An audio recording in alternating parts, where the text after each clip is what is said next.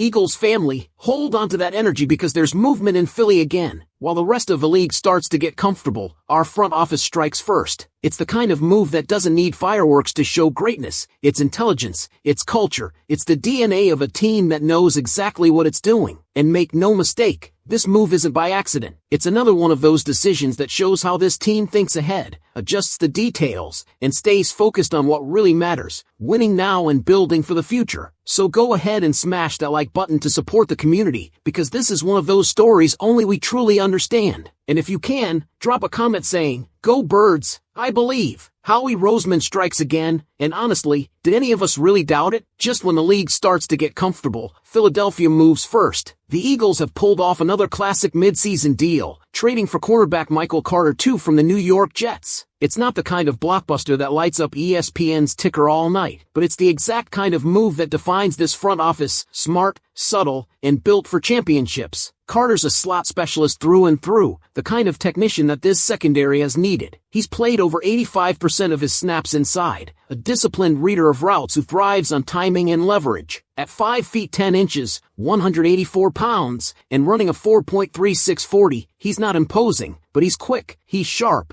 and he fits perfectly into Vic Fangio's defensive vision. This isn't just a patch job, it's a precise adjustment to a unit already ranked among the league's most efficient. And make no mistake, Fangio's fingerprints are all over this one. Here's the deal. The Eagles send John Mechie and a 2027 6th-round pick to the Jets, while receiving Carter and a 2027 7th in return. In other words, a small price for a player under contract through 2027 who's started 25 games, has 20-plus career pass breakups, and has proven production from the nickel spot. You can see what Howie's thinking. Build depth, keep the defense flexible, and protect the roster for the long run. This is not a desperation move, it's a culture move. What really stands out, though, is what this means for Cooper DeJean. The rookie has flashed elite instincts inside, reading runs, blitzing off the edge, tackling in space, but Fangio's comments this week were telling. "We've talked about it," he said, moving him outside. And now with Carter arriving, that conversation just turned into a legitimate possibility. Maybe the Eagles think DeJean can handle more island matchups after his impressive reps against Justin Jefferson. Maybe they just want to maximize both players. Either way, it's flexibility, something every defense needs when playoff football turns into a matchup chessboard. And think about Carter's mindset here. He actually gave up $5 million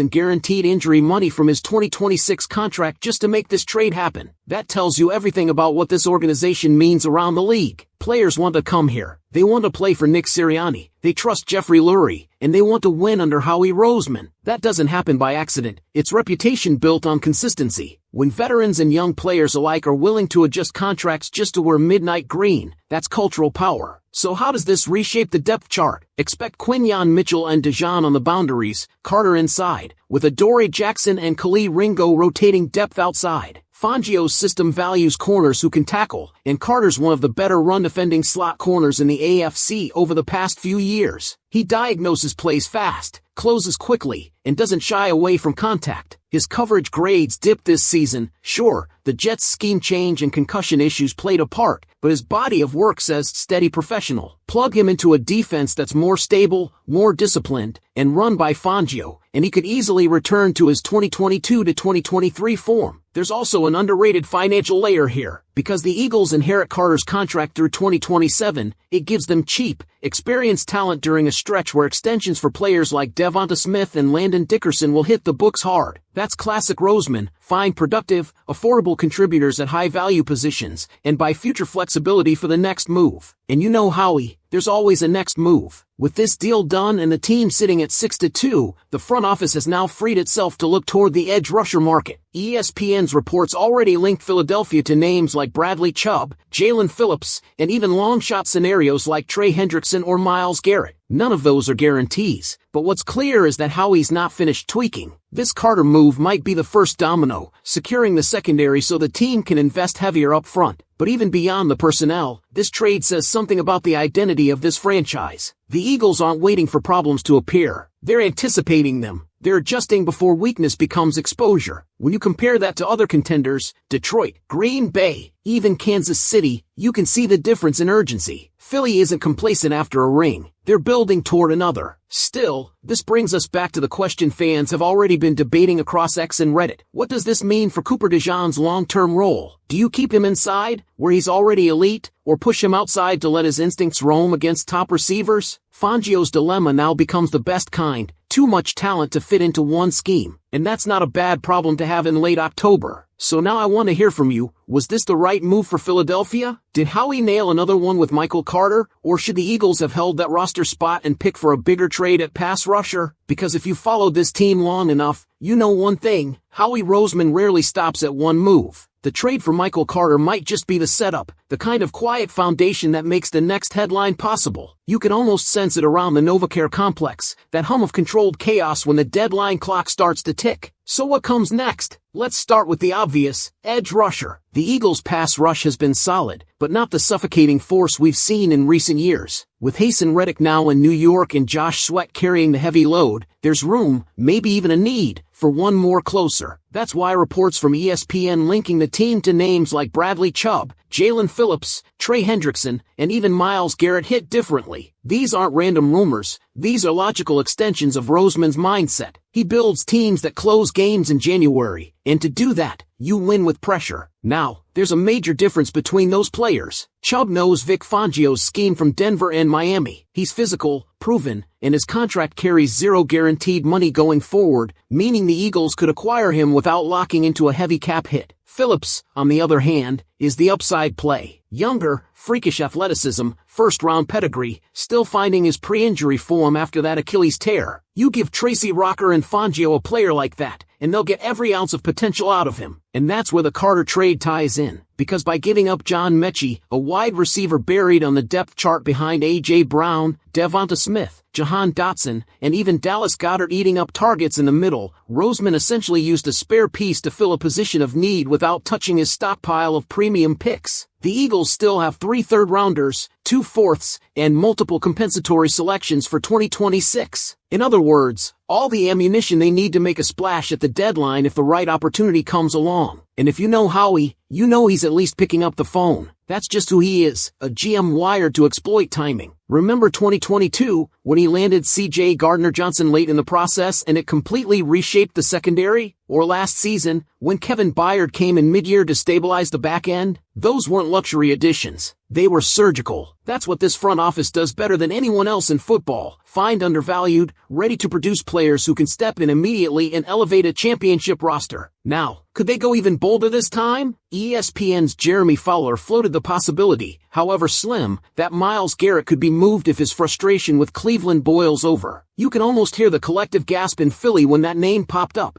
Garrett, alongside Jalen Carter, Jordan Davis, and Josh Sweat, that's nightmare fuel for opposing quarterbacks. Sure, it would cost a fortune, probably 2 first-round picks and some cap gymnastics, but we've seen Roseman pull off the impossible before. The Eagles aren't shy about swinging when they believe they're a player away from another Lombardi. And don't overlook the Trey Hendrickson angle either. He's quietly been one of the most consistent sack artists in the league, 17.5 sacks in each of the last 2 seasons. The Bengals are falling apart without Joe Burrow, and if their record keeps slipping, Hendrickson could become available. He's dealing with a hip issue, but when healthy, his motor doesn't stop. Imagine him in a rotation with Nolan Smith, Brandon Graham, and Sweat. That's the kind of depth that wears down offensive lines in the fourth quarter of playoff games. So here's the question that keeps floating around the fan base. Is Howie done? From everything we know, the answer feels like a no. This organization operates with a short memory and a long view. They don't celebrate trades. They treat them like steps in a bigger blueprint. The move for Michael Carter checked one box, stabilizing the slot corner role, adding a player who fits Fangio's blueprint, and freeing DeJean to roam. The next step could easily be about restoring the defense's bite up front. And it's not just about names or splashy headlines. This is about trust, in Fangio's system, in Roseman's timing, in Sirianni's locker room. Philadelphia has built a reputation not just for winning, but for being a destination players actually want to join. When Carter tore up a contract clause to come here, it wasn't just for the ring chase. It was for the structure, the accountability, the feeling that every detail matters. The Eagles are 6-2, coming off back-to-back statement wins, sitting in a position of power as the league stares down the deadline. The front office knows exactly what this roster is capable of and what still needs tightening. And that's what makes this stretch so fascinating.